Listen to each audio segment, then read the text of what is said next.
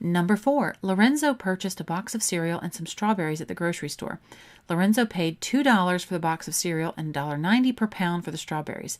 If Lorenzo paid a total of $9.60 for the box of cereal and the strawberries, which of the following equations can be used to find P, the number of pounds of strawberries Lorenzo purchased? Assume there is no sales tax. Okay, these I like to kind of write out an equation before I look at their answers.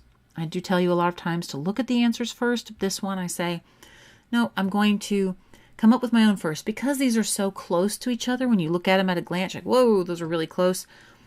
I don't want to get confused and accidentally pick the wrong one. So let's break this apart. First, he paid $2 for a box of cereal. Just one box of cereal, he paid $2. Okay, flat rate, he paid $2. Then what else did he do? He paid $1.90 per pound for the strawberries. But we don't know how many pounds of strawberries. It says P is the number of pounds of strawberries.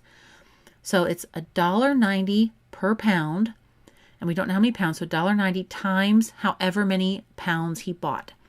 And when they added those together, because those are the two things that he purchased, his total purchase price was $9.60. Now, if I were to solve for that, I would be able to find out what the price of strawberries per pound would be. So that is my equation. I've got my $2 for the box of cereal, $1.90 per pound for a total of $9.60, and they were added together. And so let's look over here and see which of these matches. The first two use $1.90 times P. The second two use 2 times P. So nope, I know. It's like, no, those do not match. I'm looking at the $1.90 for P, and I have 2 being added.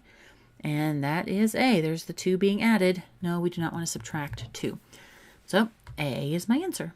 Hey guys, head over to my new site, mathwithalyssa.com, to get your free, yes, free 10-video course of SAT tips and tricks. It covers things like how to make a study plan that's perfect for you, how to pace yourself during the test to get maximum points, and so much more.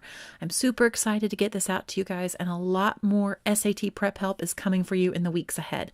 Again, that is mathwithalyssa.com. And if you liked the video you just watched, please let YouTube know. Comment, like, share, subscribe. You know the drill. Thank you so much for watching. Hope you have a great day. See you later. Bye.